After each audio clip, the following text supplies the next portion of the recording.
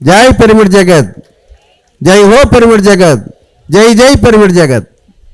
ఇప్పుడు సాకార జగత్తుకి పిరమిడ్ జగత్తుకి వేస్తున్నాం, అవునా? పిరమిడ్లో ధ్యానం అన్నారు. మరి ఏమిటి ధ్యానాన్ని గురించి కూడా తెలుసుకోవాలి కదా. ఏం తెలుపుతుంది ధ్యానం? కలిగిస్తుంది అధ్యయన జ్ఞానాన్ని, తెలుపుతుంది ధ్యానం ఆత్మ జ్ఞానాన్ని.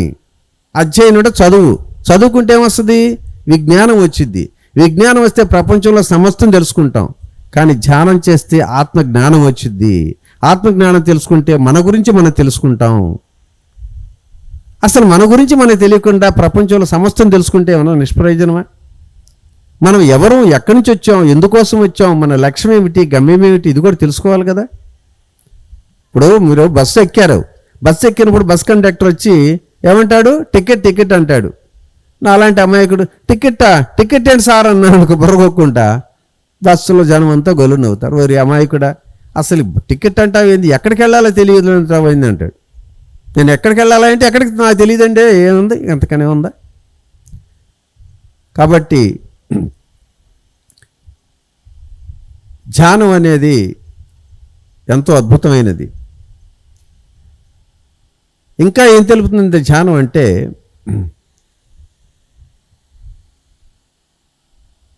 మన ప్రవృత్తులంటిని ప్రశాంతపరిచి మనసును అంతర్యామికి నడిపిస్తుంది ధ్యానం. మన జీవనయానంలోని ఒడిదుడుకులు అధిగమించి దైవయానం చేయిస్తుంది ధ్యానం.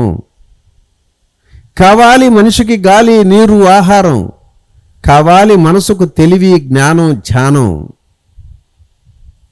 మనిషి బ్రతకాలంటే గాలి, నీరు, ఆహారం ఉంటే చాలు. ఏ జీవికైనా అది ఉంటే చాలు. కానీ మనిషి అనేవాడు ప్రతి ఒక్కడు కూడా తెలివి, జ్ఞానం, ధ్యానం కూడా కావాలి. వెలుగు వస్తే చీకటి పోవాలి, ఇది ప్రకృతి ధర్మం. ధ్యానం చేస్తే జ్ఞానం రావాలి, ఇది జీవిత ధర్మం. జీవులందరికీ కావాలి ఆహారం, మనుషులందరికీ కావాలి ధ్యానం. సృష్టిలో జీవులందరికీ ఆహారం ఉంటే చాలు. కానీ మనిషి అనేవాడు ప్రతి ఒక్కడు కూడా కావాలి ధ్యానం. ఈ సృష్టిలో మనం అడువంతా ధ్యానము చేసే సమయము కొంత, పొందుతాం ఆనందం కొండంత, పంచుతాం ప్రేమను విశ్వమంతా. ధ్యానశక్తి ఒక వరద, పోగొడుతుంది మనలోని బురద. ఇకపై ఉండదు సమస్యల దురద, అప్పుడే జీవితానికి ఆనందాల సరదా. నేను చెప్పను, మీరు చప్పట్లు కొడతల్లా.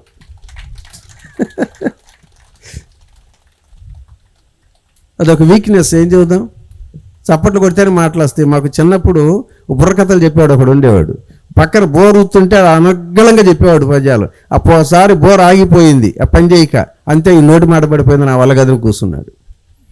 మాకు కూడా బోర్లు అంటే ఏంది చెప్పు, మీ చప్పట్లే బోర్లు. ధ్యానం చేయటానికి ఉండదు వీలు, ఇదే పెద్ద సమస్య. ధ్యానం మంచిదే, బాగానే ఉంటుంది, కానీ మాకు వీలు కావటం లేదే, సమయం లేదే, ఎన్ని ఒత్తిడి పనులు అంటూ ఇదే నిపమేస్తారు కదా. ధ్యానం చేయటానికి ఉండదు వీలు, ధ్యానం చేస్తే వంగుతాయి అందరి కీళ్ళు. ధ్యానం చేయటానికి సహకరించదు మీ తోలు, ధ్యానం చేస్తే జరుగుతుంది ఎంతో మేలు, అందుకే పలకాలి ధ్యానానికి జేజేలు. ధ్యానానికి ఉండదు ఫీజు, అంటే ధ్యానం చెప్పేవాళ్ళకి ఫీజులు ఇస్తున్నారా?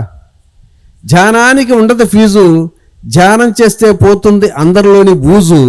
ఇక దేనిపై ఉండదు మోజు, ఆనందంగా ఉంటారు ప్రతిరోజు. ధ్యానమే మన కండ, పడదు మనపై సమస్యల బండ. ధ్యానం చేస్తే నిండు కొండ,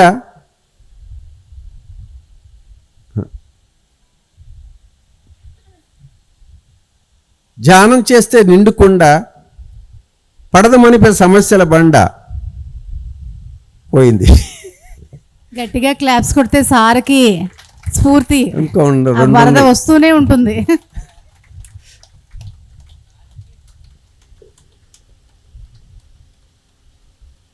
అన్ని విద్యలలో కల్లా ఆధ్యాత్మికత గొప్ప, లేదేది ఇలలో ఆత్మ విద్య కన్నా గొప్ప, ఉండదు ఈ లోకంలో ధ్యానం కన్నా గొప్ప.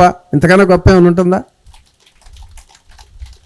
క్షణమైనా వెలగదు పచ్చిగడ్డి, పచ్చిగడ్డి దగ్గర పోగేసి అగ్గి పొలగేసి ఎలుగంటే ఎలుగుద్దా? వెలిగినా క్షణముడదు చుచ్చుబుడ్డి కొవ్వెత్తి వెలిగించి నేను చెప్పింది దాకా ఆగుంటే ఆగుద్దా? క్షణమైనా వెలగదు పచ్చిగడ్డి, వెలిగిన క్షణముడిది చుచ్చుబుడ్డి, సాధిస్తే చివరి వరకు ఉంటుంది ధ్యానబుద్ధి. కొద్ది కాలం ధ్యానం చేసినా ఆ ధ్యానబుద్ధి ఎప్పటికీ బాదు. మీరు ఎప్పుడో 50 సంవత్సరాల నాడు ఒక 5వ తరగతి చదువుకున్న చదువు మర్చిపోతారా? అట్లాగే ధ్యానం కొంతకాలం చేసినా ధ్యానబుద్ధి ఎక్కడికి పోదు. అవునా? అందుకే ధ్యానం సర్వరోగ నివారణి, సకల భోగకారిణి, సత్యజ్ఞాన ప్రసాదని, సంకల్ప శక్తి దాని చెప్పి ధ్యానం యొక్క అర్థాన్ని పరమార్థాన్ని సూక్ష్మీకరించి కేవలం 4 మాటల్లో ఈ ప్రపంచానికి పంచినటువంటి ఋషి కాని ఋషి ఆయనే బ్రహ్మర్షి పితామహ పత్రిజీ. మరి ఇప్పుడైనా మనం ఆ ధ్యాన జగత్తుకి మనం తోడ్పాటు అందించాలా లేదా? ఒకసారి చెప్పండి, జై ధ్యాన జగత్, జై జై ధ్యాన జగత్, జై హో పత్రిజీ, జై జై హో పత్రిజీ. మరి ఇప్పటి వరకు కూడా ఈ ధ్యానాన్ని గురించో ఈ పత్రిజీని గురించో ఎంతో ఎంతో గొప్పగా చెప్పినటువంటి నేను పత్రిజీని ఎంతగా వ్యతిరేకించానో, ఎంతగా కాదనుకున్నానో, 5 సంవత్సరాల పాటు ఆయన చుట్టూ తిరిగిన కనీసం ఆయన దగ్గరికి వెళ్ళి ఒక్క షేకండు కూడా ఇవ్వకుండా మరి దూరంగా ఉంటూ ఆయన చెప్పిన ధ్యానం మాత్రం బాగుండేది, కానీ ధ్యానం చేస్తూ ఉండేవాడు, కానీ ఆయన మాత్రం నాకు నచ్చేవాడు కాదు. అలాంటి స్థితిలో మరి ఆయన గురించి పరిపూర్ణమైనటువంటి స్థితిలో తెలుసుకున్న తర్వాత ఈరోజు నాకు ఒక ఆత్మీయ అంతరాత్మగా మారటం అంటే అది నా జీవితంలో మర్చిపోలేని ఒక అద్భుతమైన అపురూపమైన సన్నివేశం. దాని గురించి నేను రాసినటువంటి పుస్తకాల్లో చాలా విషయాలు తెలియజెప్పాను. చిత్రం ఏమిటంటే నేను ఏది దాయలేదు. ఆఖరికి నన్ను బుక్ రాయమని చెప్పానంటే ఆ బుక్ రాసి దాన్ని కరెక్షన్ చేయమని ఆయనకి ఇస్తే పేరవరంలో ఇట్లాగా 1500 మంది వచ్చారు. డయాస్ మీద పక్కన నన్ను కూర్చోబెట్టిన తర్వాత ఏమిటైనా నా పరిస్థితి ఏం చెప్పాలో అర్థం కావట్లేదు అన్నాడు. అదేంటి సార్ ఏమైందని విజయభాస్కర్ రెడ్డి అడుగుతున్నాడు. ఏం చెప్పమంటావు, ఇదిగో రామిరెడ్డి గారు బుక్ రాయవా అంటే నా వల్ల కాదన్నాడు. నాకు తెలుసు ఎవరే పని చేస్తారు, నువ్వు రాయవయ్యా అన్నాను. ఒక 2 నెలలు నాకు ఇంతలా బుక్ తీసుకొచ్చి నా చేతిలో పడేసి మీరు రాయమన్నారు కూడా కరెక్షన్ చేయండి, మీరే తప్పు సరిదిద్దండి అని అన్నాడు. సరే రాయమంది నేనే కాబట్టి తప్పేదే ఉందని చెప్పి ఆ బుక్ తీసుకెళ్ళి దాన్ని కరెక్షన్ చేద్దామని చూస్తే అందులో నన్ను రకరకాలుగా తిట్టిపోసాడయ్యా. నన్ను ఎంతగా ద్వేషించాడు, ఎంతగా వ్యతిరేకించాడు, అన్ని తిట్లు పెట్టాడు దాంట్లో. ఇప్పుడు నా తిట్లు నేను దిద్దుకోవాల్సిన పరిస్థితి వచ్చింది. ఒత్తులు పులి స్టాపులు కామాలు నేను దిద్దుకోవాల్సిన పరిస్థితి న్యాయమేనని చెప్పి అక్కడ పబ్లిక్గా అందరూ చెబుతుంటే ఆశ్చర్యం వేసింది అందరికీ. సో అంతగా నేను ఏది దాయలేదండి. ఆయన ఎందుకు అంతగా వ్యతిరేకించాను, ఆ తర్వాత ఎందుకు ఆయన అంతగా అభిమానించాను ఆ పుస్తకాలు కూడా ఉండి మీకు కావాలంటే ఆ లింక్ పెడతాను ఇప్పుడు. ఎందుకంటే అందరూ కూడా ఈ పుస్తకాలు చదివే ఓర్పు పోయింది. అది నా చేత 2 పుస్తకాలు కూడా రాయించాడు. ఆ 2 పుస్తకాల్లో కూడా ఒకటి అనుభవ జ్ఞానం, ఒకటేమో మానస సరోవరం. తర్వాత మరి ఇందాక అన్నట్టు మా మేడం వాళ్ళు అన్నట్టు దాదాపు 386 ఎపిసోడ్లతోటి రోజుకు ఒక మంచి మాట అని చెప్పి దాదాపు 1 సంవత్సరం 8 నెలలు దాన్ని పిఎంసీలో కూడా ప్రసారం జరిగింది. ఆ లింకులు పెడతాను, మీరు ఎవరైనా కావాలంటే రోజుకు ఒకటి ఇంట్లో ఉండొచ్చు. నా నెంబర్ చెప్తాను, ఒకసారి మీరు రాసుకుంటానంటే రాసుకొని నాకు ఏం లేదండి హాయ్ అని పెట్టండి మీ వాట్సాప్లో. హాయ్ అని పెడితే మీకు ఆ లింక్ పెడతా. ఆ లింక్ పెడితే మీరు ఎప్పుడైనా ఆ పుస్తకాల్లో ఉన్న ఇన్ఫర్మేషను ఆ మంచి మాటలు అవన్నీ కూడా వినొచ్చు. రాసుకుంటారా? 99591 48406 48406 నాకు సేవ్ చేసుకొని రామిరెడ్డి మానసరోవరం సేవ్ చేసుకొని హాయ్ అని పెడితే చాలు, ఆ లింకులు మీకు పంపిస్తాను. చివరిగా మరి నా యొక్క చిరు సందేశం అండి. సార్ కూర్చోండి, సన్మానం కూడా ఉంటుంది. 99591 48406 99591 48406. ఈ రంగుల ప్రపంచంలో, ఈ సాంకేతిక సమాజంలో ప్రేమించేవారి కన్నా ద్వేషించేవారు ఎక్కువ, దీవించేవారి కన్నా శపించేవారు ఎక్కువ, ఆదుకునేవారి కన్నా తప్పుకునేవారు ఎక్కువ, బాధ్యతలు స్వీకరించే వారికన్నా హక్కులు అడిగేవారు ఎక్కువ, పరామర్శించే వారికన్నా విమర్శించే వారు ఎక్కువ. ఈ తప్పని పరిస్థితుల్లో, తప్పుకోలేని స్థితిలో మరువకు ఒకటి ఉందని, వెరువకు తెలుపుతుందని, దాని పేరే ధ్యానం. ధ్యానం ధ్యానం మాత్రమే. ఈ ధ్యానం అనే బ్రహ్మాస్త్రాన్ని మన చేతుల్లో ఉంచుకుంటే ఎంతటి అద్భుతాలు సృష్టించవచ్చో అనుభవపూర్వకంగా తెలుసుకొని చెప్పేటువంటిది ఈనాడు చిరు సందేశం.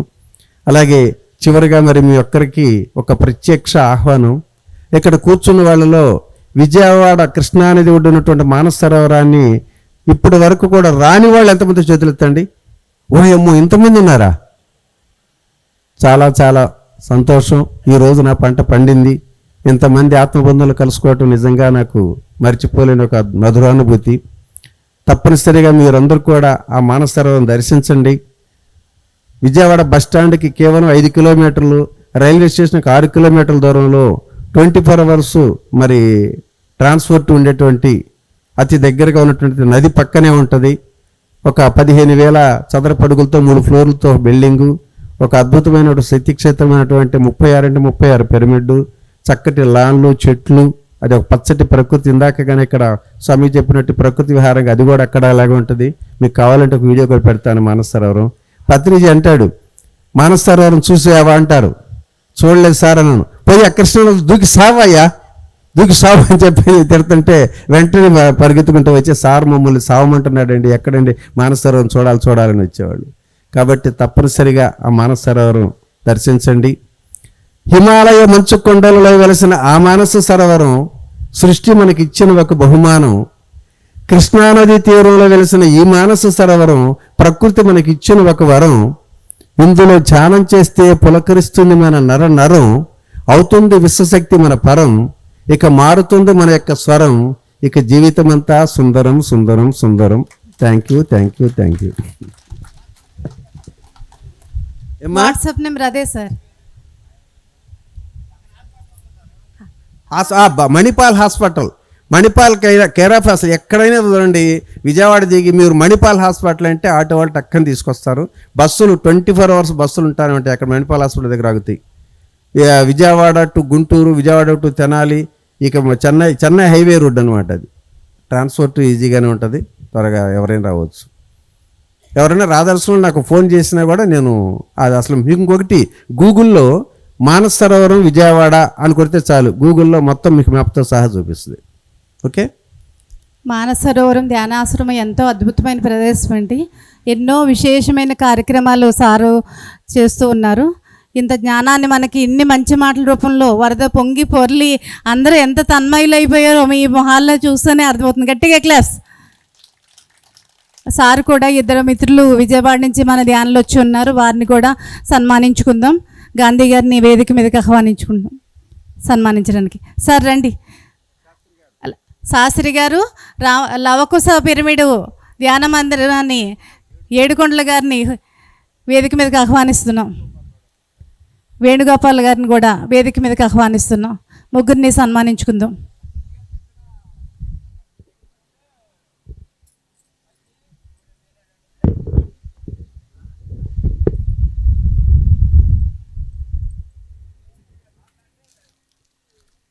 సన్మానం మ్యూజిక్ మీ క్లాప్సే అండి. టెక్నికల్ ప్రాబ్లం వల్ల గట్టిగా క్లాప్స్. మీరు ఎంత గట్టిగా క్లాప్స్ ఇస్తే మీ చక్రస్, అరిచేతుల్లో ఉన్న చక్రస్ అంతా యాక్టివేషన్కి వస్తాయి. 2 పనులు జరుగుతాయి మాస్టర్స్.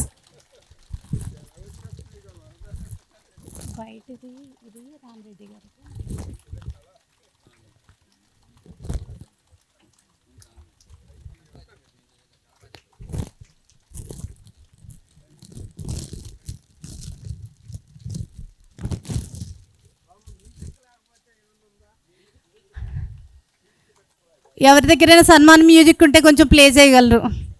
మా దగ్గర తెచ్చిచ్చినా పర్లేదు. గట్టిగా క్లాప్స్ అమ్మా, గట్టిగా గట్టిగా.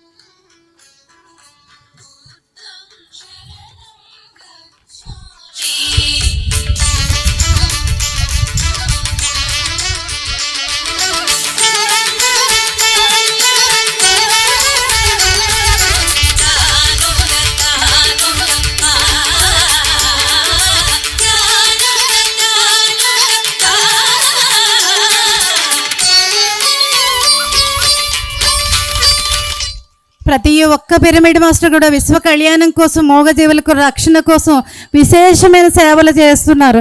అందరికీ వారికి ఈ అద్భుతమైన సన్మానం వారి కృషికి.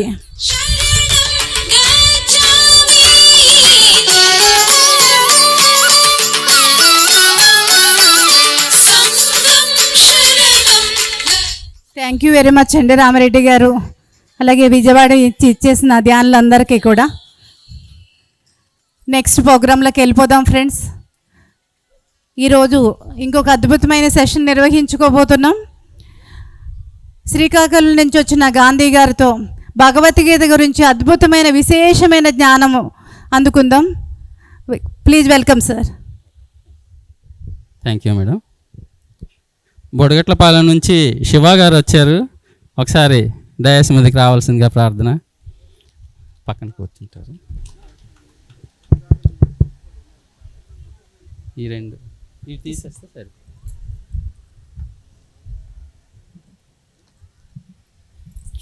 దయచేసి ఒక 5 నిమిషాలు కళ్ళు మూసుకోండి. 5 నిమిషాలు ధ్యానం చేశాక సెషన్ స్టార్ట్ చేద్దాం.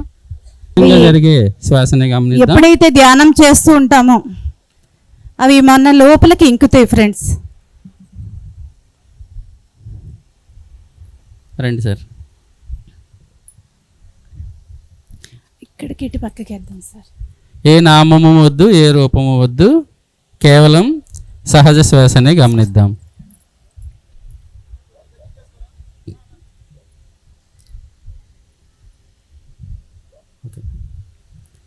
శ్వాస మీద ధ్యాస. దయచేసి అందరూ కళ్ళు మూసుకోండి. ఇప్పటి వరకు మనం రామరెడ్డి సార్ ద్వారా విన్న జ్ఞానాన్ని మనం లోతుల్లోకి తీసుకుందాం. ధ్యానం ద్వారా హాయిగా సహజంగా జరిగే శ్వాసనే గమనిద్దాం. శ్వాస మీద ధ్యాస. ఎలాంటి ఆలోచన వచ్చినా తిరిగి శ్వాస మీదకి రావాలి.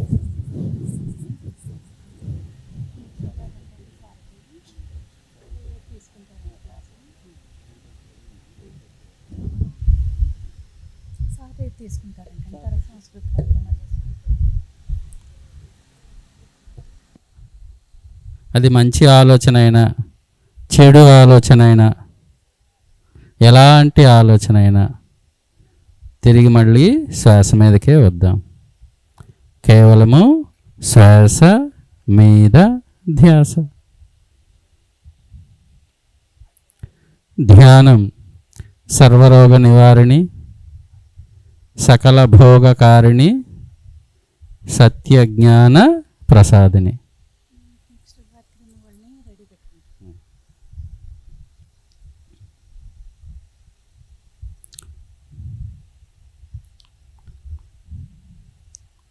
ఇప్పటి వరకు చక్కటి జ్ఞానవంతమైన సందేశాలను తీసుకున్నాం మిత్రులారా. ఆ జ్ఞానాన్నంతా మన లోనికి ఇంకిపోయేలా మన లోతుల్లోకి మనము వెళ్దాం. శ్వాస ద్వారా సహజంగా జరిగే శ్వాసనే గమనిద్దాం. శ్వాస మీద ధ్యాస.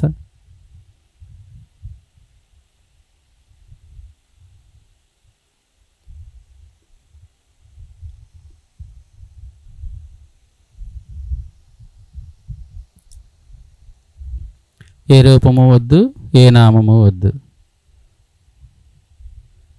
కేవలము సహజంగా జరుగుతున్న శ్వాసనే గమనిద్దాం.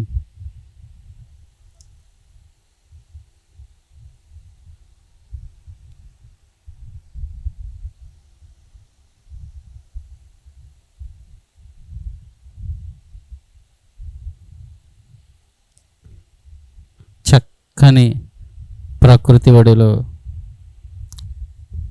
అనంతమైన విశ్వశక్తి ప్రాంగణంలో హాయిగా సహజంగా జరిగే శ్వాసనే గమనిస్తున్నా మిత్రులారా. శ్వాస మీద ధ్యాస.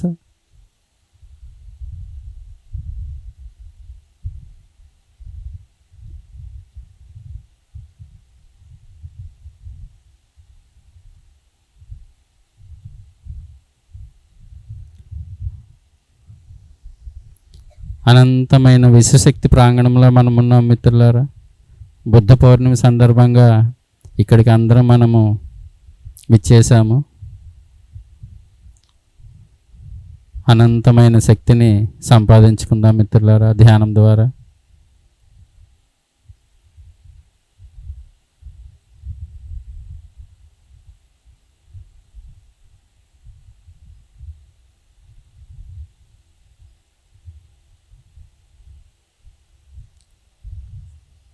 సహజ శ్వాసనే గమనిద్దాం.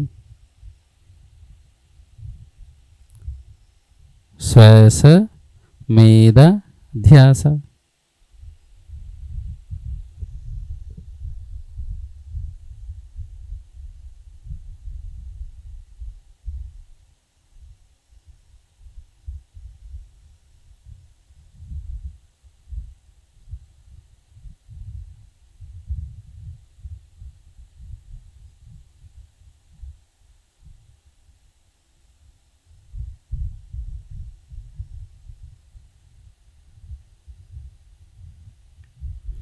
ఏ రూపము వద్దు, ఏ నామము వద్దు, సహజ శ్వాసనే గమనిద్దాం.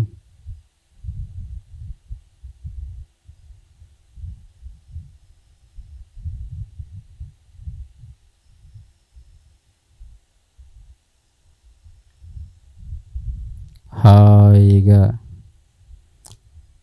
సహజమైన, సరళమైన, సుందరమైన శ్వాసతో అనుసంధానం అవుతున్నాం మిత్రులారా.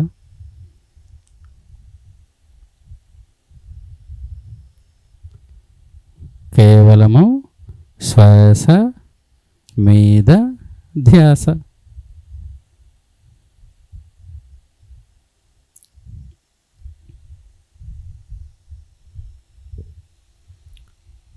ఓకే మాస్టర్స్, మీ 2 అరచేతుల్ని 2 కళ్ళ మీద ఒక్క 5 సెకండ్లు పెట్టుకోండి. 5, 4, 3, 2, 1, 0. ఒకసారి చేతులు దించుతాం. గట్టిగా చప్పట్లు కొడదాం. బ్రహ్మర్షి పితామహ పత్రిజీకి కృతజ్ఞతలతో విశ్వవ్యాప్త పిరమిడ్ వ్యవస్థాపకుల గురువుగారు, మన ప్రియతం గురువు బ్రహ్మర్షి పితామహ పత్రిజీకి గట్టిగా గట్టిగా చప్పట్లు కొట్టుకుందాము.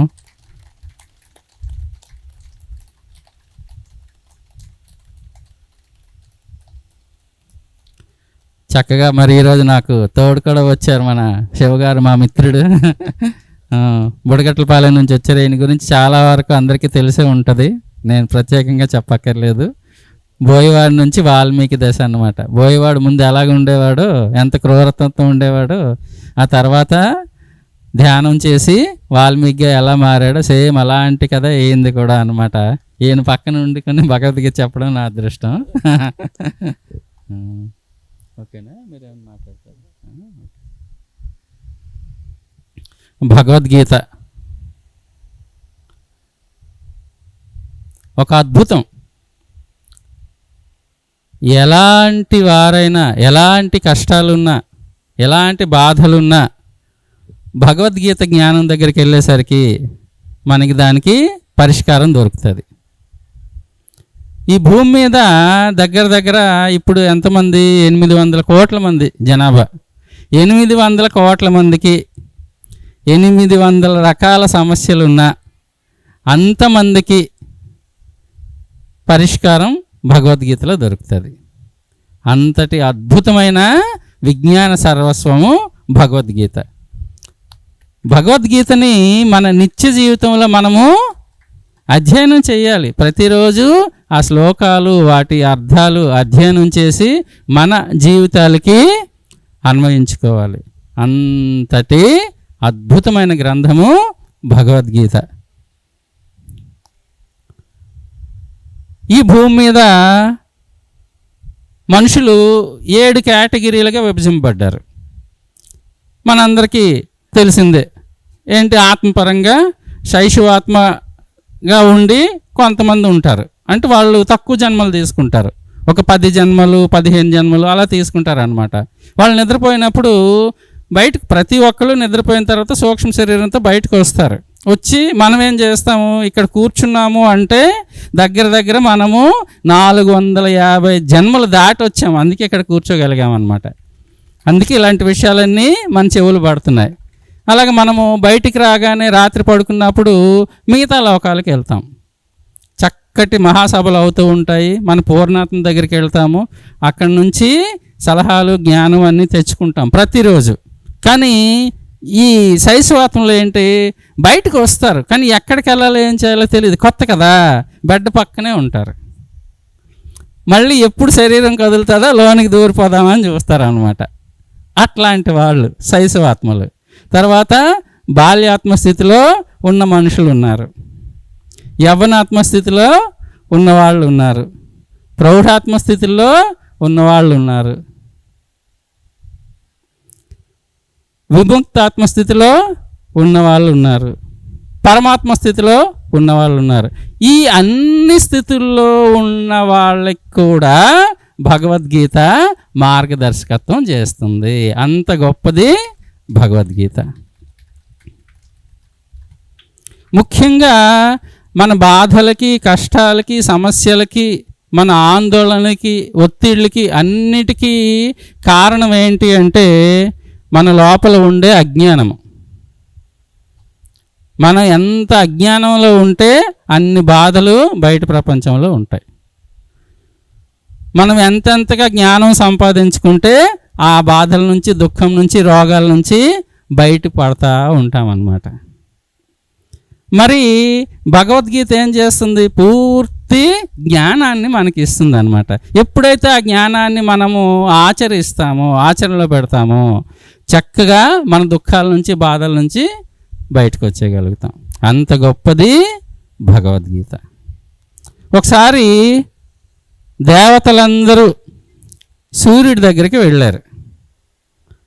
మహానుభావ, నీ నుంచి వస్తున్న వెలుగు కారణంగా మమ్మల్ని బాధించే రాక్షసులు చీకట్లోనే ఉండిపోయారు, అందుకని నీకు కృతజ్ఞతలు చెప్పడానికి మేము అందరం వచ్చాం మహానుభావ అన్నారనమాట. అప్పుడు సూర్యుడు అన్నాడు అనమాట, రాక్షసుల నుంచి మీకు బాధలు లేవా అంటే అవును లేవు. నా వెలుగు కారణంగా వాళ్ళు చీకట్లో ఉండిపోయారా? అవును, చీకట్లో ఉండిపోయారు. చీకటి ఎలా ఉంటుంది, ఒకసారి నా దగ్గరికి రమ్మంటారా, నేను చూస్తాను అన్నాడు సూర్యభగవానుడు. అప్పుడు దేవతలందరూ అన్నారు, చీకటి వెలుగు దగ్గరికి రాలేదు. రాగలదా చీకటి వెలుగు దగ్గరికి? ఎలాంటి పరిస్థితుల్లో అయినా చీకటి వెలుగు దగ్గరికి రాలేదు, ఎట్టి పరిస్థితుల్లో రాలేదు, అసంభవం కదా. ఎలాగైతే చీకటి వెలుగు దగ్గరికి రాలేదో ఇది ఎంత సత్యమో, అలాగే దుఃఖము జ్ఞాని దగ్గరికి రాలేదు, ఇది అక్షర సత్యం. మరి అట్లాంటి అద్భుతమైన జ్ఞానాన్ని మనకి భగవద్గీత ఇస్తుంది. టోటల్గా మనం ఏ దశలో ఉన్నా, శైశవాత్మ దశలో ఉన్నా, బాల్యాత్మ దశలో ఉన్నా, యవ్వనాత్మ దశలో ఉన్నా, ప్రౌఢాత్మ దశలో ఉన్నా, విముక్తాత్మ దశలో ఉన్నా, పరమాత్మ దశలో ఉన్నా, ఏ దశలో ఉన్నా భగవద్గీతని అధ్యయనం చేస్తే ఒక్క జన్మ చాలు ఎన్లైటన్ అవ్వడానికి, మోక్షం పొందడానికి. అట్లాంటి అద్భుతమైన గ్రంథాన్ని గురించి మనం ఈరోజు మాట్లాడుకోవడం నిజంగా మనందరి అదృష్టం అన్నమాట. అది ముందుగా ప్రార్థనా శ్లోకం ఉంటుంది కదా. చాలామంది ఇక్కడ శ్లోకాలు ఎంతమందికి వచ్చి ఒకసారి చేతులు ఎత్తారా ఎవరైనా? నేను అడగలేండి, మామూలుగా చేతులు ఎత్తుంది. ఓకే, ఒకసారి మేడం గట్టిగా చప్పట్లు కొట్టుకుందాము. మొట్టమొదట భగవద్గీత ప్రార్థనా శ్లోకంతో ప్రారంభించబడుతుంది అన్నమాట. పార్థాయ ప్రతిబోధితాం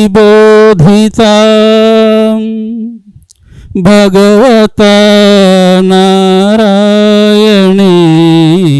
స్వయం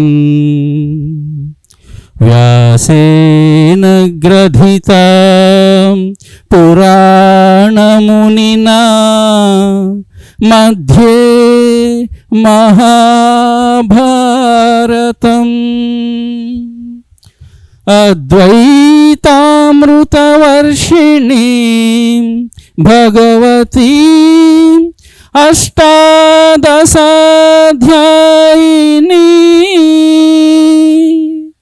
అంబా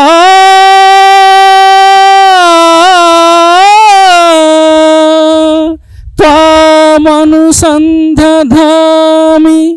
భగవద్గీతే భవద్వేషిణి భగవద్గీతే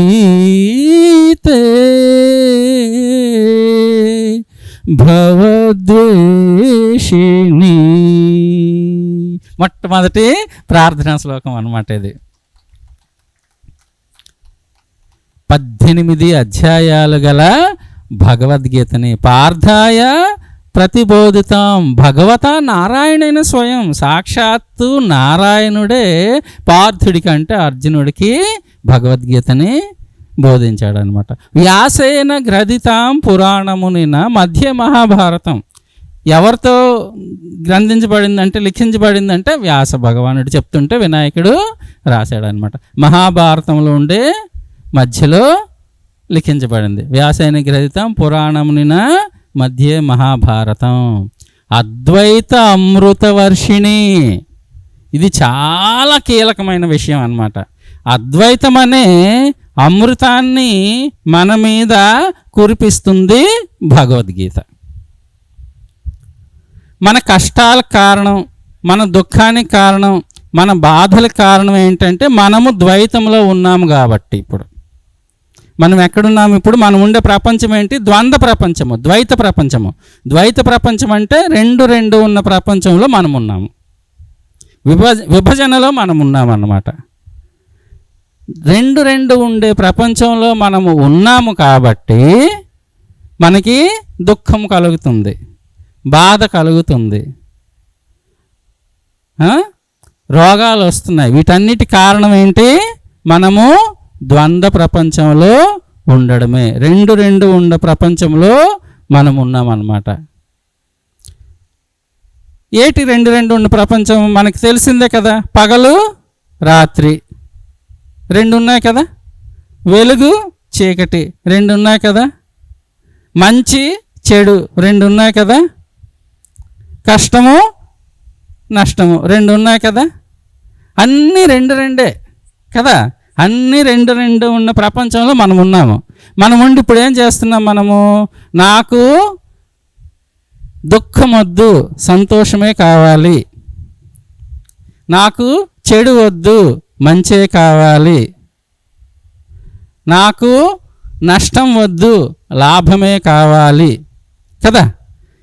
ఇలాగా రెండు కలిసి ఉన్న ప్రపంచంలో మనం ఒకటే కావాలని అనుకుంటున్నాము. కానీ మంచి ఉన్నప్పుడు చెడు ఉంటుంది, పగలున్నప్పుడు రాత్రి ఉంటుంది కదా, వెలుగున్నప్పుడు చీకటి ఉంటుంది కదా. ఒకటి లేకుండా ఇంకొకటి ఉండవు కదా, ఒకటి లేకుండా ఇంకొకటి ఉండవు కదా. ఈ విషయాన్ని మనకి గుర్తు చేయడానికి ప్రతిరోజు పగలు రాత్రి వస్తూ ఉంటాయి అన్నమాట. మీరు ద్వంద్వ ప్రపంచంలో ఉన్నారు, వాటిని యాక్సెప్ట్ చేయండి అని చెప్పడానికి అన్ని రెండు ఉన్న ప్రపంచంలో ఉన్నాము. మనం ఏంటి? ఒకటే కావాలనుకుంటాము, సుఖం కావాలనుకుంటాము, దుఃఖం వద్దనుకుంటాము, లాభం కావాలనుకుంటాము, నష్టం వద్దనుకుంటాం. ఇలాగా ఉండబట్టే మనకి దుఃఖాలకి కారణం అన్నమాట. మరి భగవద్గీత ఏం చెప్తుంది? ఈ ద్వంద్వ ప్రపంచం నుంచి రెండు ఉండే ప్రపంచం నుంచి ఏకత్వ ప్రపంచంలోనికి, అద్వైతంలోనికి తీసుకొస్తాను నేను. అద్వైతం అనే అమృతాన్ని మీ మీద కురిపిస్తున్నాను. అప్పుడు దుఃఖం నుంచి మనం బయటకు వస్తాం, ఆనంద స్థితిలో ఉంటాం అన్నమాట. అది చెప్తున్నారు ఇక్కడ భగవద్గీతలో. రెండు ఉండే ప్రపంచం నుంచి మనం ఏం చేయాలి? ఏకత్వ ప్రపంచంలోనికి రాగలగాలన్నమాట. అందుకోసమే ఈ రెండు ఉన్న ప్రపంచంలో మనం వచ్చామా, మన శరీరాన్ని కూడా అలాగే నిర్మించుకున్నాము. రెండు ఉన్న శరీరం అంటే ద్వంద్వత్వాన్ని లోతుగా అధ్యయనం చేయటానికి మనము ఈ భూమి మీదకి వచ్చాము. ఎలాగైతే పగలు రాత్రి, వెలుగు చీకటి, మంచి చెడు ఉన్నాయి కదా, అలాగా మన శరీరం కూడా రెండు మెదడులు, కుడి మెదడు ఎడమ మెదడు, ద్వంద్వము, ఆలోచన ఒకటే, ఏకత్వం. అంటే ద్వంద్వంలోంచి నువ్వు ఏకత్వంలోనికి రా. కళ్ళు రెండు ద్వంద్వము, చూపు ఒకటే ఏకత్వము, ద్వంద్వంలోంచి ఏకత్వంలోనికి రా. చెవులు రెండు, వినికిడి ఒకటే, ద్వంద్వత్వంలోంచి ఏకత్వంలోనికి రా. ఊపిరితిత్తులు రెండు, శ్వాస వడబోసే కార్యక్రమం ఒకటే, ద్వంద్వత్వంలోంచి ఏకత్వంలోనికి రా.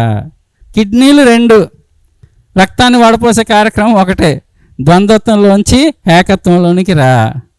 చేతులు రెండు, పని ఒకటే, ద్వంద్వత్వంలోంచి ఏకత్వంలోనికి రా. ద్వంద్వత్వంలో నేను ఉన్నాను, ఏకత్వానికి వెళ్ళడానికి మీరు నాకు జ్ఞానాన్ని అందివ్వండి అని మనము గురువుల దగ్గరికి వెళ్ళినప్పుడు, భగవంతుడి దగ్గరికి వెళ్ళినప్పుడు రెండు చేతుల్ని జోడిస్తామన్నమాట. ద్వంద్వత్వం నుంచి ఏకత్వంలోకి నన్ను నడిపించండి అని. అది నమస్కారం తాలూకా అర్థం. ఇలాగా మనము ద్వంద్వత్వంలో ఉన్నాం కాబట్టి కష్టాలు నష్టాలు కారణం. ద్వంద్వత్వం నుంచి ఏకత్వంలోకి వచ్చేస్తే ఆనంద స్థితికి వస్తామన్నమాట. అందుకని భగవద్గీత ప్రార్థన శ్లోకంలో ఏం చెప్తున్నారు? అద్వైతం అనే అమృతాన్ని నీ మీద కురిపిస్తుంది భగవద్గీత అని అనమాట. ఒక చుక్క కాదు, రెండు చుక్కలు కాదు, అమృతాన్ని కురిపిస్తుంది. మరి అమృతాన్ని తీసుకున్నప్పుడు ఈజీగా మనము ద్వంద్వత్వం నుంచి ఏకత్వంలోనికి వస్తాము, ఆనంద స్థితిలోకి వచ్చేస్తాం అన్నమాట. అది భగవద్గీత యొక్క గొప్పతనము. తర్వాత ఇంకేం చెప్తుంది? భవద్వేషిణి అని చెప్తుంది అనమాట. అద్వైత అమృత వర్షిణి. తర్వాత ఇంకేం చెప్తుంది? భవద్వేషిణి. మనము చిన్నప్పుడు ఒక సామెత విన్నాము. ఏంటి ఆ సామెత? కాళ్ళకి తడి అంటకుండా 7 మహాసముద్రాలని దాటవచ్చేమో గాని. ఇప్పుడు కాళ్ళకి తడి అంటకుండా ఒక కాలువ దాటాలి అంటే కష్టం. ఎవరో ఒకరు రావాలి, మనల్ని ఎత్తుకొని పడవలో పెట్టాలి. ఆ పడవన అవతలకి చేరుకుంటుంది, అవతల ఇంకొకళ్ళు ఉండి మనల్ని ఎత్తుకొని అవతలకి దించాలి. ఒక చెరువుని దాటడం ఇంకా కష్టం కాళ్ళకి తడి అంటకుండా. మరి మహాసముద్రం అంటే 6 నెలలు పడవలో ప్రయాణం చేస్తే మహాసముద్రాన్ని ఒక్కదాన్ని దాటగలం. వెళ్తున్నప్పుడే అలలు కొట్టేస్తాయి. తడి అంటకుండా దాటడం ఎంత కష్టం కదా, అంటే అది అసాధ్యం ఇంచుమించు. అలాంటిది 7 మహాసముద్రాలని కాళ్ళకి తడి అంటకుండా దాటొచ్చేమో, కానీ సంసార సాగరాన్ని కళ్ళల్లో నీరు రాకుండా ఎవరు దాటలేరు అని సామెత. ఎవరైనా దాటారా? లేదు కదా. మరి సంసార సాగరాన్ని కళ్ళల్లో నీరు రాకుండా నేను మిమ్మల్ని దాటిస్తాను అని భగవద్గీత మనకి భరోసా ఇస్తుంది. అందుకని భవద్వేషిణి అని అన్నారు అనమాట ప్రార్థనా శ్లోకంలో. చూడండి ఎంత అద్భుతమైన గ్రంథము. ఇప్పుడు వరకు మిస్ అయిన వాళ్ళు ఇంకా మిస్ కావద్దు దాన్ని. చక్కగా వారానికి ఒక శ్లోకం. కష్టమా? కాదు కదా. వారానికి ఒక శ్లోకము నేర్చుకోవాలి. నేర్చుకున్న తర్వాత అర్థాన్ని బాగా రోజు చదవాలి. చదివిన తర్వాత దాన్ని మన జీవితంలోకి అన్వయించుకోవాలి. మన జీవితం అద్భుతంగా మారుతుంది. అంతటి గొప్పదైన భగవద్గీతని ఎంతోమంది మన పిరమిడ్ మాస్టర్లు చక్కగా సరళంగా చెప్తున్నారు. దీనికి ముఖ్య ప్రేరణ మన బ్రహ్మర్షి పితామహ పత్రిజీ గారు. ఆయనకు ఒకసారి గట్టిగా చప్పట్లు కొట్టుకుందాం. అద్భుతమైన జ్ఞానాన్ని మనకి ఆయన అందించారు. భగవద్గీత తాళాలు తెరిచేసి మనకి ఇచ్చారు. మామూలు భగవద్గీతలన్నీ ఒకలాగా ఉంటాయి. పత్రి సార్ చెప్పిన తర్వాత దాని అర్థమే సరళంగా మారిపోద్ది. ఎక్కడెక్కడైతే మాం, మయి, మమ అని భగవద్గీతలో ఉంటున్న పదాలు అక్కడ మీరు ఆ శ్రీకృష్ణ పరమాత్మని కానీ ఇంకే భగవంతుని కానీ పెట్టుకోవద్దు, మిమ్మల్ని మీరు పెట్టుకోండి, అప్పుడు భగవద్గీత స్పష్టంగా అర్థమవుతుంది అని పత్రి సార్ చెప్పడం జరిగిందనమాట. అద్భుతం అది. చాలా సరళంగా అర్థమవుతుంది. మనకి కష్టమేమీ కాదు, నేర్చుకుంటే చక్కగా వస్తుంది అన్నమాట. అది భగవద్గీత గొప్పదనం అన్నమాట. భగవద్గీత సారమంతా ఏంటి? మమాత్మ సర్వభూతాత్మ. నీలో ఉండేది, నాలో ఉండేది, అందరిలో ఉండేది ఒకే ఆత్మ పదార్థము. అప్పుడు అక్కడ హింసకి తావే లేదు. అది అనుభవంలోకి వచ్చినాడు అందరము ఆనందంగా ప్రశాంతంగా చక్కగా ఉంటాం. భగవద్గీత నేపథ్యం అంటే మన అందరికీ తెలిసిందే. ఇరు సేనల మధ్య యుద్ధం జరగబోయే ముందు అర్జునుడు ధనుస్సుని కింద పడేస్తాడు. అప్పటి వరకు బాగా ప్రిపేర్ అయ్యాడు. గాంధీవాన్ని, పాశుపతాస్త్రాన్ని శివుడి దగ్గర, అగ్ని దగ్గర ఆయన తీసుకున్నారు. యుద్ధానికి సన్నద్ధం అయ్యాడు. అంత ఆఖరికి ఇంకా యుద్ధం స్టార్ట్ అవుతుంది అనేసరికి ధనుస్సుని పడేశాడు. నేను ఇంకా యుద్ధము చెయ్యలేను, నా వల్ల కాదు, నన్ను వదిలే నేను వెళ్ళిపోతాను అనేసి. అప్పుడు యుద్ధము ఎందుకు చెయ్యాలి అని ఆ కర్తవ్య బోధ చేసి యుద్ధాన్ని అర్జునుడితో చేయించాడు అనమాట. ఆ కర్తవ్య బోధయే నిజానికి అర్జునుడున్న స్థితిలో మనందరము ఉన్నాము. అర్జునుడిని అడ్డం పెట్టుకొని ఆ జ్ఞానాన్ని మనకి ఆ పరమాత్మ అందించాడు. ఆయనకు ఒకసారి గట్టిగా చప్పట్లు కొట్టుకుందాం. అందుకని మొట్టమొదట ఆయన ఏం చెప్తాడంటే, నీలో ఉండే భయాన్ని తీసేసే అర్జున అంటాడు. దేన్ని? భయాన్ని. భయమే అన్ని బాధలకి మూల కారణం. అరిషడ్ వర్గాలకి మూల కారణం భయమే. ఎక్కడైతే భయం ఉంటుందో అక్కడ కామ, క్రోధ, లోభ, మోహ, మదం, ఆశ్చర్యాలు ఉంటాయి. ఎక్కడైతే ప్రేమతత్వం ఉంటుందో అక్కడ ప్రశాంతత ఉంటుంది అన్నమాట. అందుకని ఫస్ట్ నువ్వేం చేస్తావు నాయన అంటే భయాన్ని నుంచి బయటకు వచ్చేసాయి అని చెప్తుంటాడు అనమాట. క్లైబ్యం ఆస్మ గమః పార్థ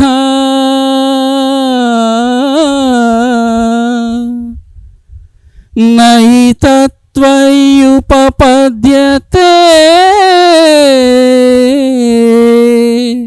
క్షుద్రం హృదయ దౌర్బల్యం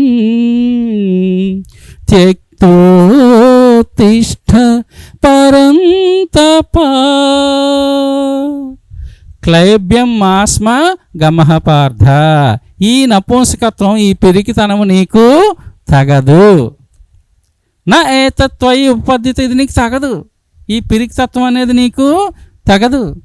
ఎట్టి పరిస్థితుల్లో ఇది నీ ప్రవర్తనలో లేదు. ఇప్పుడెందుకు వచ్చింది సడన్గా? దీనివల్ల కదా నువ్వు ఏ పని చేయలేకపోతున్నావు. మన జీవితంలో చాలా పనులు మనం పోస్ట్ పోన్ చేసేస్తాం. ఎందుకు? భయం వల్ల. అక్కడ ప్రగతి ఆగిపోద్ది. ఎగ్జామ్ రాస్తే కదా పాస్ ఫెయిల్ తెలుస్తుంది. ఎగ్జామ్ రాకపోతే పూర్తిగా ఫెయిలే కదా. భయం వల్ల ఆగిపోతారు. అందుకని మొట్టమొదట నీలోంచి ఆ భయాన్ని తీసేసేయి. క్లైబ్యం ఆస్మ గమః పార్థ నా ఏతత్వయి ఉపపద్యతే క్షుద్రం హృదయ దౌర్బల్యం. నీ హృదయ దౌర్బల్యం అనేది ఉన్నదే అది క్షుద్రము, నీచమైంది. అది నీచమైంది. నీచం అంటే తెలుసు కదా, అట్టడుగున ఉండేది. క్షుద్రం హృదయ దౌర్బల్యం. అందుకే నువ్వేం చేయాలి? ఆ స్థితి నుంచి బయటికి రా అని చెప్తున్నాడు అనమాట. మనం కూడా భయం మనల్ని ఆవరిస్తే మనం అట్టడుకి పడిపోతాం. ఉత్తిష్ట లే అనేసి అంటున్నారు. మనందరికీ చూడడానికి ఏంటి? అర్జునుడు అక్కడ కింద ఉన్నాడు, కృష్ణుడు లే అంటున్నాడు అని మనకి భౌతికంగా కనిపిస్తుంది. ధనుస్సు పడేసి కింద కూర్చుండిపోయినప్పుడు, నేను యుద్ధం చేయలేను అన్నప్పుడు. కానీ శ్రీకృష్ణుడి దృష్టికోణంలో చూస్తే అక్కడ ఇంకొక అర్థం ఉందన్నమాట. అదేంటది? మన మానసిక స్థితులు ఉంటాయి, భావోద్వేగాలు అంటాము. కోపము, ద్వేషము, హింస చేయడము, చిరాకు, అసహనము, సహనము, ప్రేమ, దయ, కరుణ, ఇవన్నీ మన మనసు ద్వారా వ్యక్తమవుతాయి కదా. ఇవన్నీను మనసు ద్వారా వ్యక్తమవుతాయి అన్నమాట. అయితే ఆ భయం అనేది అట్టడుగు స్థితి. భయం అనేది కింద ఉంటుందన్నమాట. అట్టడు దానికింద ఇంకే మానసిక స్థితి ఉండదు. భయము, ద్వేషము, కోపము, చిరాకు, అసహనము ఇలా ఉంటాయి. ఉన్న తర్వాత సహనము, ఓర్పు, దయ, కరుణ, పైన ఉండేది ప్రేమస్థితి. పైన ఉండేది ప్రేమస్థితి, అట్టడుగున ఉండేది భయం అనే స్థితి. అందుకని ఏం చెప్తున్నాడు? నువ్వు ఆ భయం అనే మానసిక స్థితి నుంచి బయటికి రా, పైకి రా, ఉత్తిష్ట అని శ్రీకృష్ణ పరమాత్మ అక్కడ చెప్పడం జరిగిందనమాట. మనం కూడా భయం నుంచి బయటికి వస్తే మన జీవితం ఆనందంగా ఉంటుందన్నమాట. మన జీవితము అద్భుతంగా ఉంటుంది. భయం వల్ల చాలా పనులు మనం చేయలేము, చాలా విషయాలు నేర్చుకోలేము. అసలు మన జీవితంలో ప్రగతికి అడ్డం, పెద్ద అడ్డంకి ఏంటంటే భయమే. భయమే. మరి భయం అంటే ఏంటి? తెలియని విషయమే భయము. తెలియని విషయమే భయం అన్నమాట. విషయం తెలిస్తే భయం ఉండదు, తెలియకపోతేనే భయం ఉంటుందన్నమాట. భయానికి నిర్వచనం ఏంటి అంటే, ఇప్పుడు ఇక్కడ ఈ క్షణము మనము భవిష్యత్తు గురించి ఆలోచించడమే భయము. నేను ఎగ్జామ్ పాస్ అవ్వలేనేమో, ఏదైనా జరిగిపోతుందేమో, జరగకూడదు జరుగుతుందేమో. ఈ క్షణంలో వర్తమానంలో ఉన్న మనము భవిష్యత్తులో మనకి చెడు జరుగుతుందేమోనని ఆలోచించడమే భయము. అలా కాకుండా ఈ క్షణంలోనే మనం ఉండగలిగితే భయం అనేది ఉండదన్నమాట.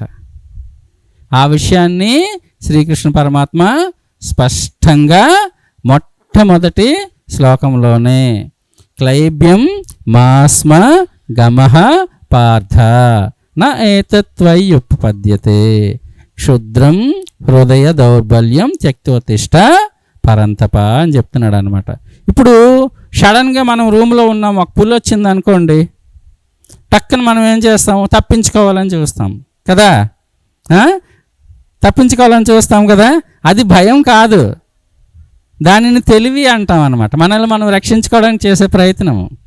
ఒక యాక్సిడెంట్ జరగబోతుంటుంది, మనం నడుస్తుంటాం, సడన్గా బండి కానీ కారు కానీ పక్క నుంచి వచ్చింది అనుకోండి, టక్కున మనం దూకుతాం మనల్ని మనం రక్షించుకోవడానికి.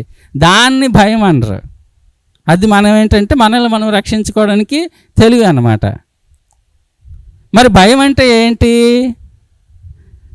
కూతురికి పెళ్లి చేయాలి, ఆమె జాతకము వరుడు జాతకము చూసి ఆ ఫ్యూచర్లో ఎలాగ ఉంటుంది, అమ్మో ఆ జాతకాలు కుదరలేదు, వీళ్ళ జీవితం బాగోదేమో, అది భయము. ఇక్కడ ప్రాపంచికంలో మనం ఏమనుకుంటాము? భయాన్ని తెలివిని భయం అనుకుంటున్నాం, భయాన్ని తెలివి అనుకుంటున్నాం అనమాట. మనం ముందు జాగ్రత్త అంటాం కానీ అది భయం అన్నమాట. ఎప్పుడైతే గాఢ ధ్యాన స్థితిలోకి వెళ్తామో, ధ్యానం చేస్తామో, నెమ్మదిగా ఆ మానసిక ఉద్వేగాలు ఉన్నాయి కదా, కోపము, ద్వేషము, అసహనము, చిరాకు, అవన్నీ దాటుకొని ప్రేమతత్వానికి వచ్చేస్తామన్నమాట. అందుకని మొట్టమొదటే ఏం చెప్పాడు శ్రీకృష్ణ పరమాత్మ? క్లైబ్యం మాస్. నాతో పాటు అనండి, అంటే చాలా మంచిది కదా. క్లైబ్యం మాస్మ గమః పార్థ, క్లైబ్యం మాస్మ గమః పార్థ నైతత్వయుపపద్యతే క్షుద్రం హృదయ దౌర్బల్యం త్యక్తోతిష్ఠ పరంతప. బాగా అన్నారు, గట్టిగా చప్పట్లు కొట్టుకుందాం. పిల్లలు చక్కగా ఎంత చక్కగా అంటున్నారు. పిల్లలకి చక్కగా రోజు శ్లోకాలు నేర్పిస్తే వాళ్ళ జీవితాలు అద్భుతంగా ఉంటాయి కదా. అద్భుతమే కదా. అది మనము నేర్చుకోవాలి. మనకి ఉంటుంది కదా, మన పిల్లలందరూ ఆనందంగా మంచి పొజిషన్లో ఉండాలి, ఆరోగ్యంగా ఉండాలి, ఏ బాధలు లేకుండా ఉండాలి, చక్కగా ఉండాలి అని మనకు అనిపిస్తుంది కదా. మరి వాళ్ళకి శ్లోకాలు అవి నేర్పిస్తే ఆ భావాన్ని వాళ్ళు జీర్ణం చేసుకుంటే చాలా అద్భుతంగా ఉంటుంది, చక్కగా వాళ్ళ జీవితాలు బాగుంటాయి అన్నమాట. అలాగా అది భగవద్గీతలో ప్రతి శ్లోకము అద్భుతమే. భగవద్గీతలో ప్రతి శ్లోకము అద్భుతమే. ఇప్పుడు ఒక చిన్న, అంటే శ్లోకాలు డైరెక్ట్ కాకుండా ఒక కథలో శ్లోకాలు చెప్పడం ద్వారా బాగుంటుంది అనమాట. ఆ కథ ద్వారా శ్లోకాలు చెప్పుకుందాం. అదేంటి అంటే, ఒక రాజ్యం ఉంది, ఆ రాజ్యం పేరు జితేంద్రియ రాజ్యము. రాజ్యం పేరు జితేంద్రియ రాజ్యము. ఆ రాజ్యంలో ఉండే రాజు ఎవరు? జితేంద్రియుడు.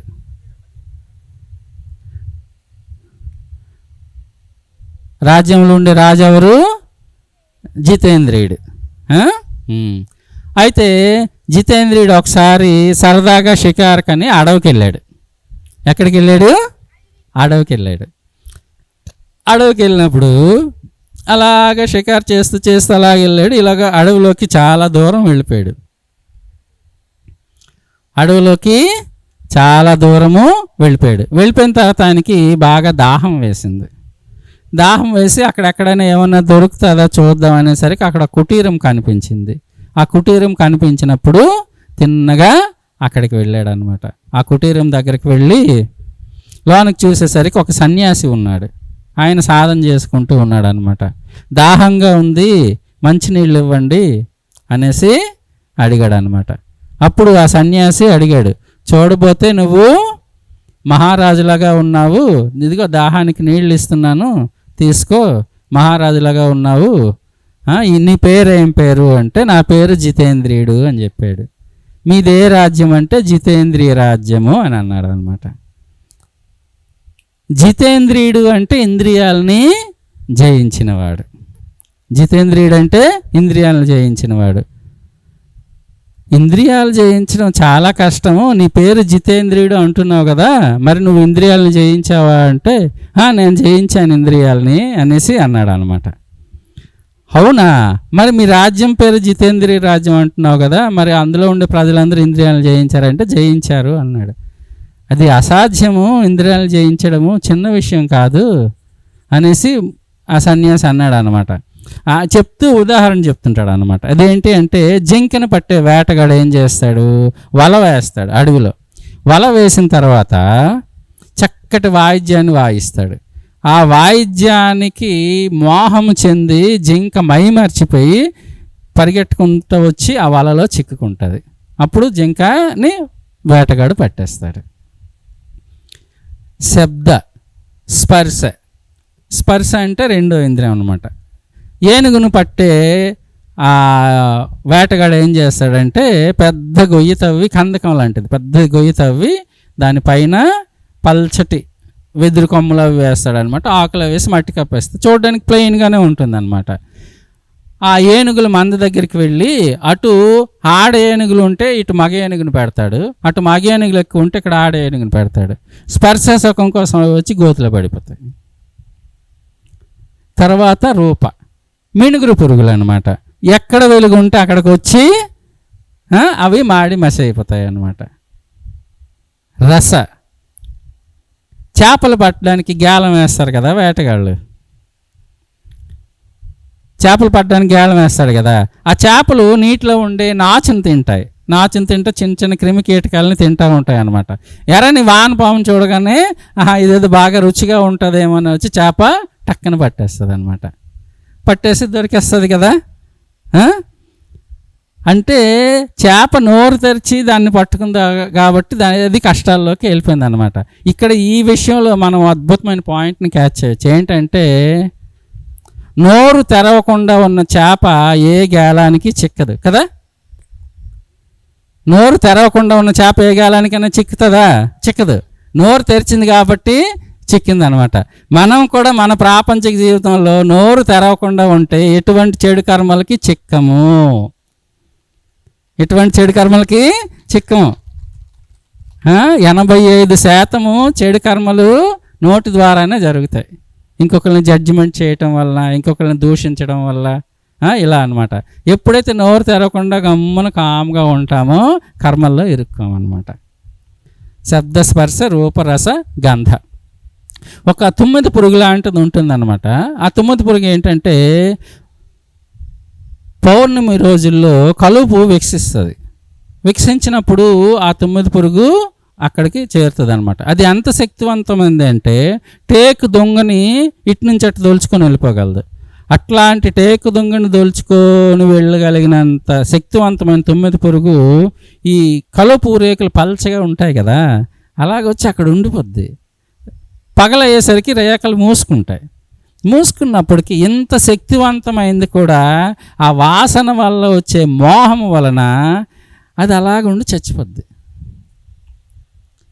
మనం కూడా అత్యంత శక్తివంతమైన ఆత్మ పదార్థాలము సంసారం అనే మోహం అనే వల్ల చిక్కుకొని చచ్చిపోతూ ఉంటాం అన్నమాట. ఇలా చెప్తూ ఈ పంచేంద్రియాల గురించి చెప్పారు కదా. శబ్ద స్పర్శ రూపకాశ అంటే జింక, తర్వాత ఏనుగు, తర్వాత చేప, మిణుగురు పురుగు, ఇవ 9 పురుగు చెప్పారు కదా. వీటన్నిటికీ ఒక్కొక్క ఇంద్రియం ద్వారానే అవి నాశనం అయ్యాయి. కానీ మనిషికి పంచేంద్రియాలు ఉంటాయి కదా, అంటే 5 ఇంద్రియాలు కదా, ఒక్కొక్క ఇంద్రియం వల్ల మిగతా నాశనం అయ్యాయి. జింకకి ఒక చెవి ఇంద్రియం వల్ల అనమాట, ఏనుగు చర్మము అనమాట, ఇలాగ మిణుగురు పురుగు కళ్ళు కదా, ఇలాగ చేప అంటే నోరు ఒక్కటే, ఇలాగ 9 అంటే వాసన, ఇలాగ ఒక్కొక్క ఇంద్రియం వల్ల అవి నాశనం అయ్యాయి. కానీ మనిషికి 5 ఇంద్రియాలు ఉంటాయి కదా, మరి 5 ఇంద్రియాలు జయించడము చాలా కష్టము. నువ్వు జితేంద్రియ రాజ్యం అని అంటున్నావు కదా, నేను నమ్మను, ఇంద్రియాలని జయించడం అంత కష్టము, నేను నమ్మను అంటాడు సన్యాసి. నిన్ను నమ్మించడానికి నేనేం చేయాలి అంటాడు ఈ మహారాజు. అంటే నువ్వు ఇక్కడ ఉండు, నేను మీ రాజ్యానికి వెళ్తాను, వెళ్ళి నేను కనుక్కుంటాను మీ రాజ్యంలో వాళ్ళు ఇంద్రియాలు జయించారో లేదో, కనుక్కొని వచ్చి అప్పుడు చెప్తాను అంటాడు అనమాట. సరే వెళ్ళండి మీరు అనేసి అంటారనమాట. తిన్నగా సన్యాసి జితేంద్రియ రాజ్యానికి వెళ్ళాడు. వెళ్ళినప్పటికి ఎదురుగా ద్వారపాలకులు ఉంటారు కదా, 2 ద్వారపాలకులు అడ్డుకున్నారనమాట. ఎవరు కావాలి, మీరు ఎందుకు వస్తున్నారు ఇక్కడికి అని అడిగారనమాట.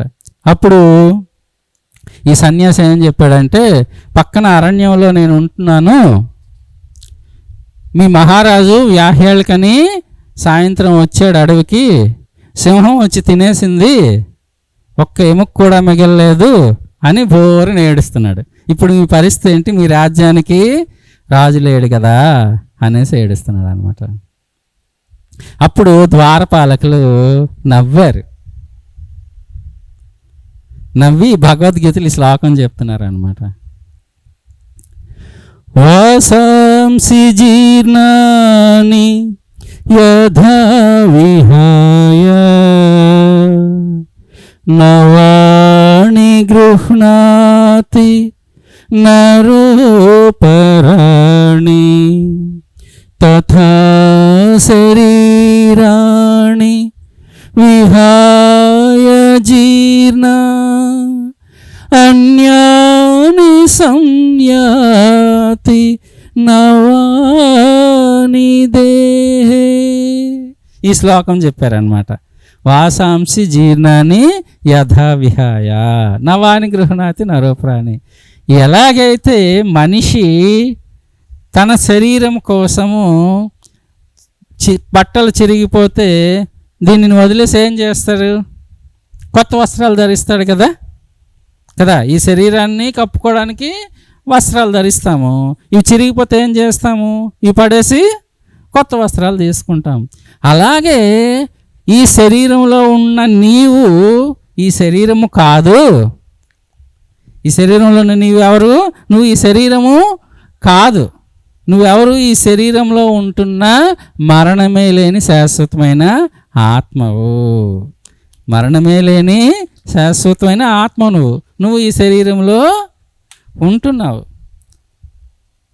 మనం ఒక క్వశ్చన్ వేసుకున్నాం అనుకోండి, మనకేదో ఆన్సర్ తట్టింది, ఇప్పుడు శివ గారు వస్తానన్నారు అంటే టక్కన గుర్తొచ్చింది నాకు. అక్కడ రేపు వస్తానన్నారు, రేపు సాయంత్రంకి అంత మధ్యాహ్నంకి అంత వచ్చేస్తారని క్వశ్చన్ వేసుకున్నాను. శివ గారు వస్తానన్నారని. ఆన్సర్ ఏంటి, వస్తారు 3:30-4 వస్తానని చెప్పారని తట్టింది అనమాట కదా. క్వశ్చన్ నాలోంచి వచ్చింది, సమాధానం కూడా లోపలే తెలిసింది. సమాధానం చెవి ద్వారా వినిపించలేదు కదా, అర్థమవుతుందా? ఒకవేళ నేను శరీరమే అయితే చెవి ద్వారా వినిపించాలి కదా సమాధానం. మనం శరీరమే అయితే చెవి ద్వారా వినిపించాలి కదా. మనము శరీరము కాదు, శరీరంలో ఉంటున్న ఆత్మ పదార్థాలము, అనమాట. అందుకనే వాసాంశి జీర్ణాన్ని యథా విహాయ నవాని గృహణాతి నరోపరాణి. ఎలాగైతే